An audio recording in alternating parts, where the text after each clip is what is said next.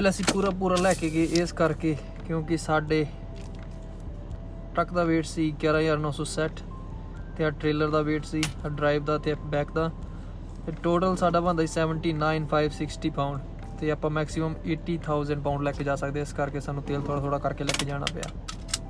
सुनी सुनी लगदी आ फ्रिज वे सानू भी लिया दे कोई रोटियां। एक गल इदा वा 3 दिन असी होर रोड ते रहना लगी है भुख पिछले रेस्टोरेंट ते जाके पता किया थां ते सारियां ते ड्राइव थरू सी किते भी डाइनिंग नहीं हैगा सी हुण इत्थे किते रुके हुए हैं। फिर असी फ्यूल पंप दे विच रात दे 12 बजे हुए ने देखते हैं कि तो मिलती है रोटी या नहीं मिलती तो बर्गर मिल जाए कुछ भी मिल जाए खाण नूं मिल जाए कुछ भी बहुत भुख लगी।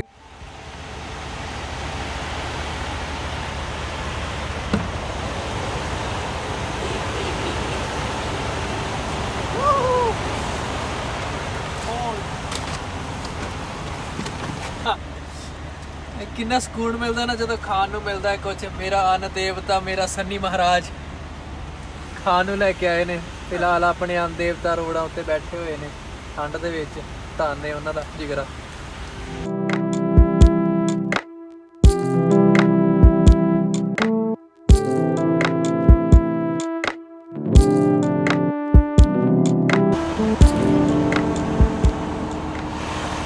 लो जी असी पहुँच गए हाँ थर्ड अटैम्प्ट साडा डिलीवरी करन दा। छोटे होंदे सुनिया ही कहते 3 काले होंदे वो सच ना हो जाए बाकी सवेरे मिलते हैं तो कि साडी डिलीवरी होती है नहीं होती। मौसम बड़ा सुहाना है। ओके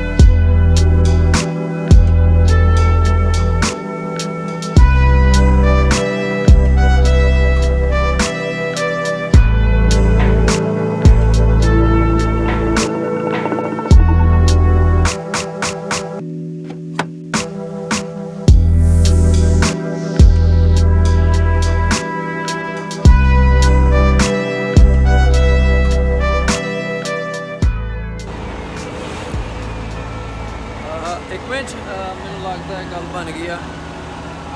बंदा मिले मैनू कहता चौथ नंबर 3 ते ला दे 3 गाने होंगे ने तीजा नंबर मिले।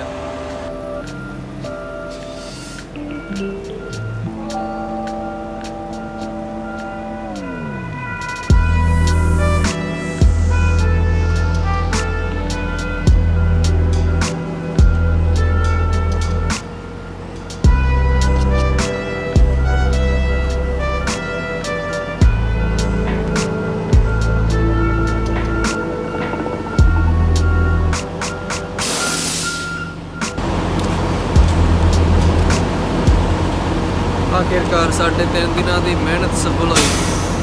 फ्राइडे अज भी ना लोड उतरता तो फिर सैटरडे संडे साडा इत्थे निकलना सी तो पूरा हफ्ता अमेरिका दे विच हुण भी निकलना। हुण इत्थों उतार के समान फिर 3 घंटे की ड्राइव इत्थों इंडियाना की उत्थे जाना उत्थों फर्नीचर का समान चक के वापस जाना।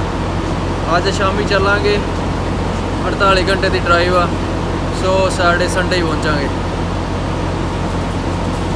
वधिया रहा बहुत वधिया रहा ट्रिप।